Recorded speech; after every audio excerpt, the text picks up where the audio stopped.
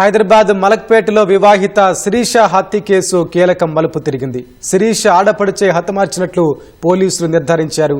దీనికి సంబంధించి మరిన్ని వివరాలు మా ప్రతినిధి పవన్ అడిగి తెలుసుకుందాం. పవన్, చెప్పండి, శిరీష హత్య కేసులో పురోగతి ఏంటి?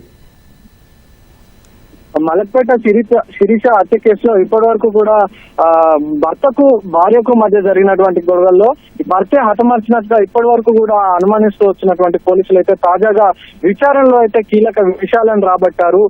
శిరీష ఆడపడుచు అంటే శిరీష భర్త వినయ్ వాళ్ళ సోదరి సరిత ఎవరైతే ఉన్నారో సరితనే శిరీషను హతమార్చినట్టుగా కూడా తాజాగా పోలీసుల విచారణలో అయితే వెల్లడైంది.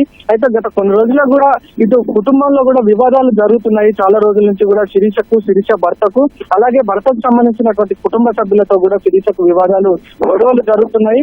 ఈ క్రమంలోనే శిరీష వాళ్ళ సోదరికి ఫోన్ చేసి, సోదరి శ్వేతకు ఫోన్ చేసి ఇంట్లో వివాదాలు జరుగుతున్నాయి, నేను ఇక్కడ ఉండలేకపోతున్నాను, వచ్చేస్తాను కూడా గతంలో అనేక సార్లు చెప్పినట్టుగా కూడా తెలుస్తుంది. ఈ క్రమంలోనే శిరీషకు ఆమె ఆడబిడ్డకు ఇద్దరికి జరిగినటువంటి గొడవలో మాట పెరిగి అయితే ఇది జరిగినట్టుగా కూడా తెలుస్తుంది. అంటే గత కొన్ని రోజులుగా కూడా వీళ్ళిద్దరి మధ్య వివాదాలు జరుగుతున్నాయి.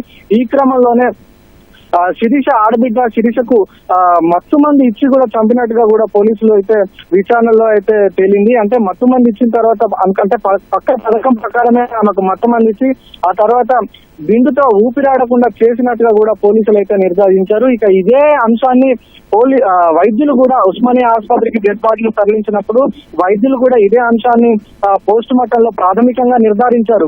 అంటే ఆమె ఒంటిపై గాయాలు ఉండడము, మెడపై గాయాలు ఉండడము, అలాగే చేతిపై గాయాలు ఉండడం, ఇవన్నీ కూడా పోస్ట్ మార్టంలో ప్రాథమికంగా అయితే వైద్యులు కూడా ఏమన్నా గాలి ఆడకుండా చేసి చంపినట్లుగా కూడా వైద్యులు కూడా నిర్ధారించారు. ఈ సమాచారం ఆధారంగానే అక్కడే ఉన్నటువంటి శిరీష భర్త సోదరి సరితను వీళ్ళిద్దరిని కూడా అదుపులోకి తీసుకున్నారు పోలీసులు. అదుపులోకి తీసుకుని విచారించగా అటు వైద్యులు ఏదైతే చెప్పారో అదే అంశాన్ని కూడా విచారణలో అయితే పోలీసులు రాబట్టారు. కీలకంగా ఈ శిరీషకు సంబంధించిన అంటే ఆమె ఆడబిడ్డ హత్య చేసినట్టుగా కూడా పోలీసులు అయితే గుర్తించారు. అయితే హత్య సమయంలో శిరీష ఆడబిడ్డ చేసినట్టుగా కూడా తెలిసింది. అయితే హత్య విషయం తెలుసుకున్నటువంటి ఆమె భర్త కూడా బయటికి ఈ విషయం పొక్కితే గనుక తమ సోదరితో పాటు కుటుంబం అంతా కూడా జైలు పాలయ్యే అవకాశం ఉండటంతో అయితే గుట్టు చప్పుడు కాకుండా డెడ్ బాడీని గుండెపోట అని చెప్పి నమ్మించి అక్కడి నుంచి వాళ్ళ స్వగ్రామం వినయ్ స్వగ్రామం అయినటువంటి నాగర్ కర్నూలు జిల్లా దోమలపెంటకు తీసుకెళ్లి మృతదేహాన్ని దానం చేసి అయితే చేతులు దులుపుకుందామని చూశారు. ఈ క్రమంలోనే అనుమానం వచ్చినటువంటి మేనమామ అడ్డం తిరగడంతో అయితే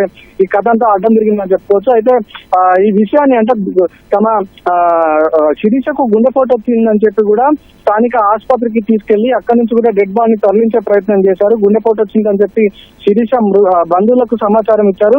ఈ క్రమంలోనే శిరీష మేనమామ ఆసుపత్రికి చేరుకునే లోపే అక్కడి నుంచి హుటాహుటిన మృతదేహాన్ని అయితే నాగర్ కర్నూలు జిల్లాకు ఒక ప్రైవేట్ అంబులెన్స్ లో అయితే తరలించే ప్రయత్నం చేశారు. అప్పటికే అనుమానంతో ఉన్నటువంటి శిరీష మేనమామ ఇటు పోలీసుల సహకారంతో ఆసుపత్రి సిబ్బంది ఇచ్చినట్టు ఇన్ఫర్మేషన్ తో అయితే అంబులెన్స్ డ్రైవర్ నెంబర్ కనుక్కొని అంబులెన్స్ ఎక్కడి వరకు వెళ్ళింది ఏంటి అనే వాళ్ళతో మాట్లాడి సీసీటీవీలను కూడా పరిశీలించి అయితే మొత్తంగా ఆ అంబులెన్స్ లో అయితే పోలీసుల సహకారంతో అయితే వెనక్కి రప్పించారు. వెనక్కి రప్పించిన తర్వాత అయితే ఉస్మానియా ఆసుపత్రిలో పోస్ట్ మార్టం నిర్వహించారు. ఈ క్రమంలోనే వైద్యులు ప్రాథమికంగా వెల్లడించిన అంశాల ఆధారంగా ఇటు శిరీష భర్తను, ఆమె సోదరి సరితను, అలాగే సరిత కుమారుని కూడా అదుపులోకి తీసుకున్నట్టుగా కూడా మనకు సమాచారం అందుతుంది.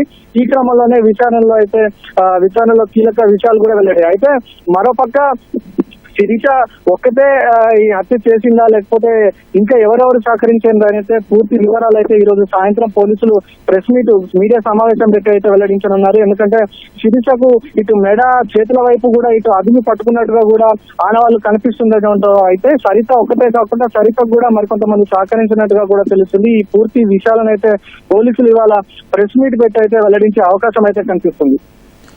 ధన్యవాదాలు పవన్.